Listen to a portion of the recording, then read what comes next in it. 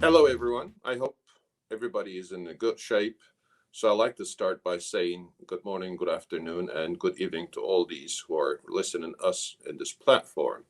I first like to thank Kallanish Steel, particularly Bijan, inviting me here to talk about this subject. Although it's difficult because you know what sort of uncertainties that we have gone through the last 2 years. I'm recording this on my first overseas trip because I wanted to take that step. I mean, it was difficult to think about having that mask on for 12 hours of flight. It was kind of uncomfortable, but I decided I should have taken because I want to go back to normal, just like all of us.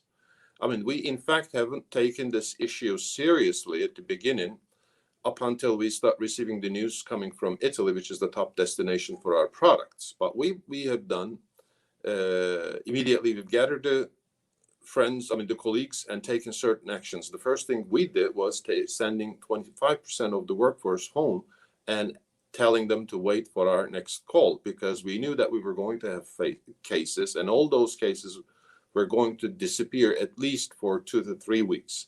So, in order to compensate this absence, we need the fresh blood to replace them. And this exactly has happened.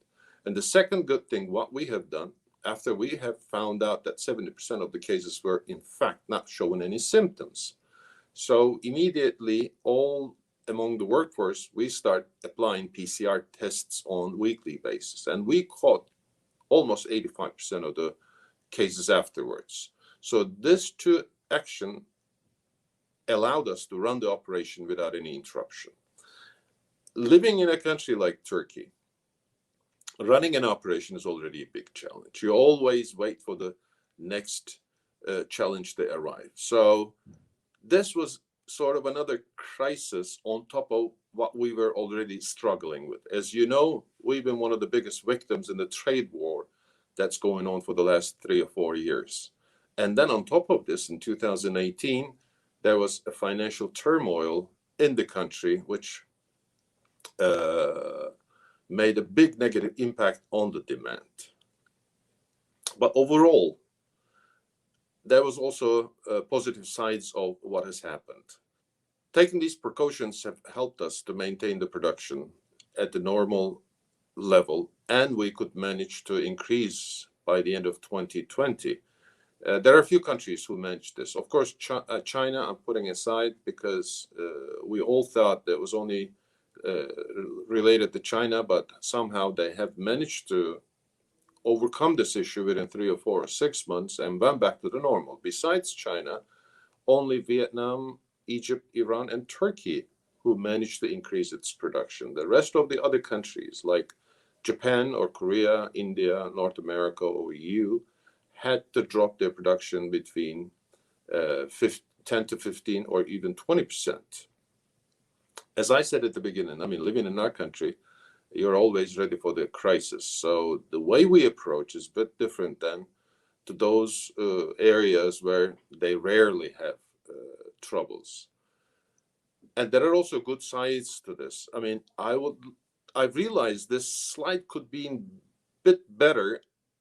What I have missed here is showing you 2019 figures and make a comparison of to 2020 and 2021 first half. But I'm sure you all have this data and then you'll be able to see the trends. But what I'm trying to say here, that 2020, the world steel has suffered in general compared to 2019.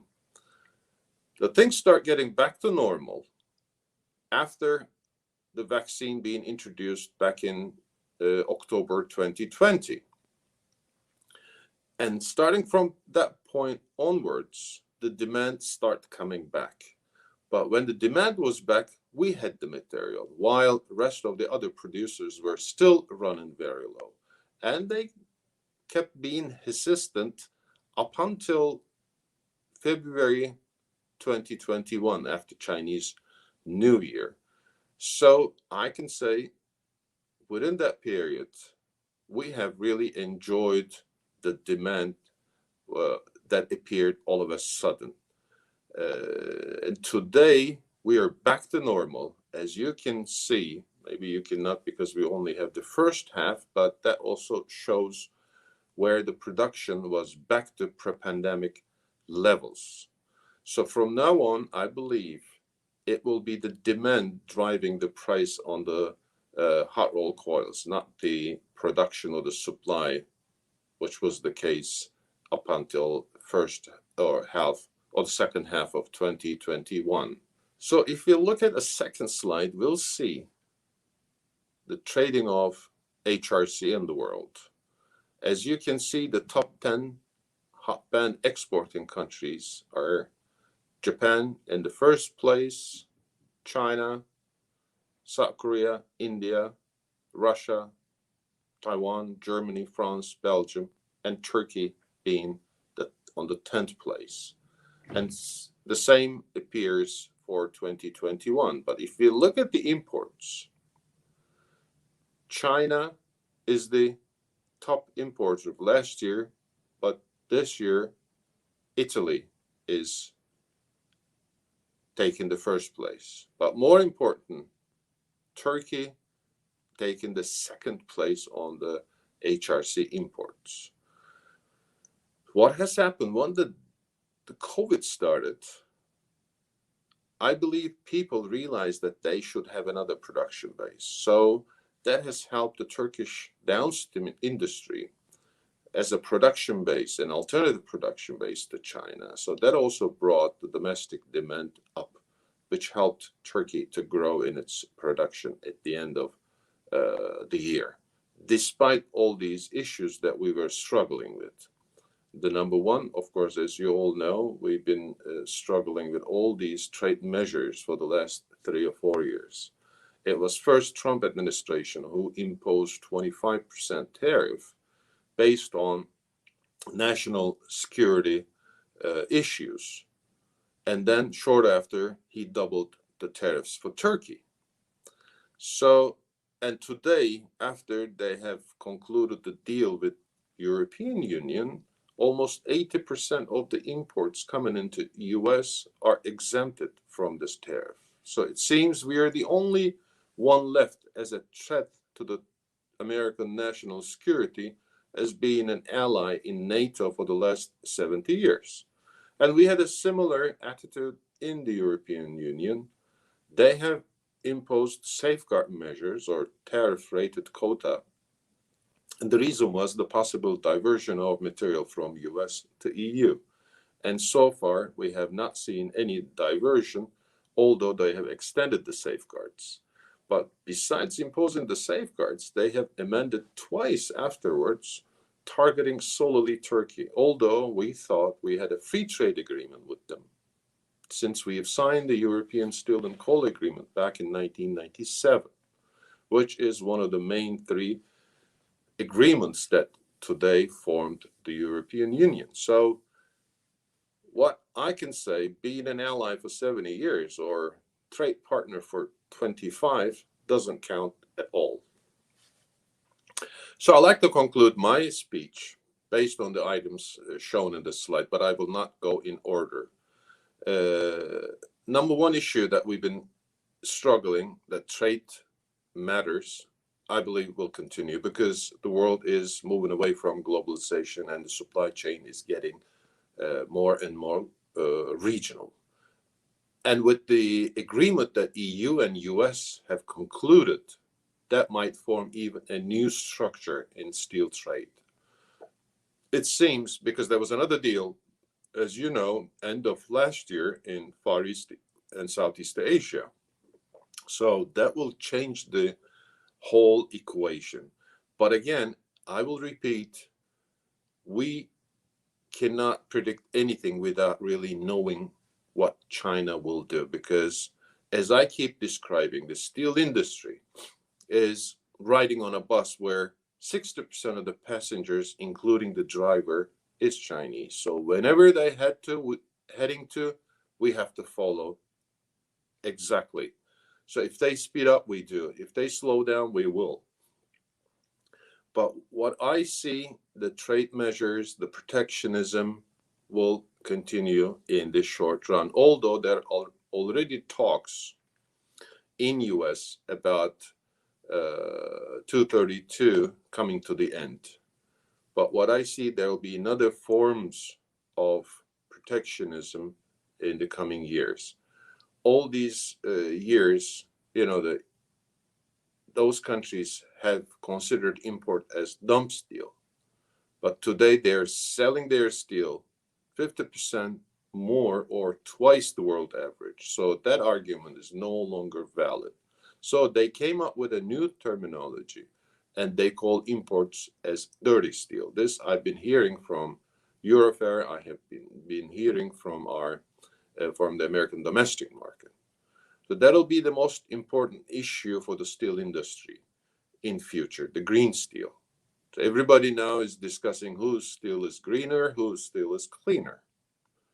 Of course, there are certain areas who are having better position, certain advantages.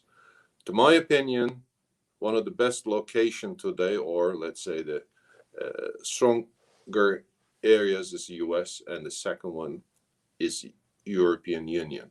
The reason being, with all the protection that they have been receiving, they have accumulated enough funds to finance the next steps that they'll be taken from now on. The second, the raw material will be very, very important in this issue. And as you know, the raw material is generated closer to those industries in US and Europe. And the third, already being done in US, they have acquired many processing companies so they can control the market better than others. So I believe in our future, US and US and European industries will be in a better position. And if we look at China, that was the argument for years about what China will do with the scrap that they generate. Some would saying that they will be an exporter. Some said no, they will consume it themselves. I believe that debate is clear, that they will consume all the scraps that they generate. But what I read, even in 2025, the ratio that they can achieve, even if they consume all the scrap and they do the necessary investments, will not be over 20%. The other issue that we'll be facing already is the energy, because in order to produce green or clean steel, you have to have clean energy. But the last 3 or 4 months, as you know, the world leaders are gathering and clearly putting out their determination about reducing the emission. But today we're having tough time to find fossil fuels. Even the cost is double or the triple. So that'll be also an important issue for the steel industry in the coming years. Having all these issues will cause high energy cost, high raw material cost, and eventually high steel prices. In my first 20 years of my business, I have sold steel between $200 to $300 level. And in 2004, we moved up a bit, and then we have seen numbers between 400 to 500 up until this year. And I believe these numbers are no more valid. From now on, we have to think steel price to be at least 700 to 800 level. And it might even be higher based on certain other developments like the energy issue, trade issues. So in order to achieve these goals, to produce clean and green steel, the steel industry will require funds. And at that point, as I said, US and European steel industries are in a better situation. 2021, I believe, for all of us, was the best year ever. We have never seen in our industry such high margins, such EBITDAs, which I'm not expecting to happen in the coming year, but I'm still very, very positive for 2022, because I assume China will continue to consume steel themselves. I still assume China will not be aggressive in the international market. and will not repeat that mistake that they have done back in 2014 and 15, because I know Chinese mills are reading the market very carefully. They're very smart, so they will not repeat the same mistake once again. And I do assume the world will keep growing, with especially the demand will be strong because we all want to go back to our normal lives, and this will have an impact. I still assume the money will be available at a very cheap cost, which will support demand again. But also, because of increase in raw material prices and the energy prices, we might not see the same margins that we have obtained in 2021. But 2022 definitely will be a positive year for the steel industry.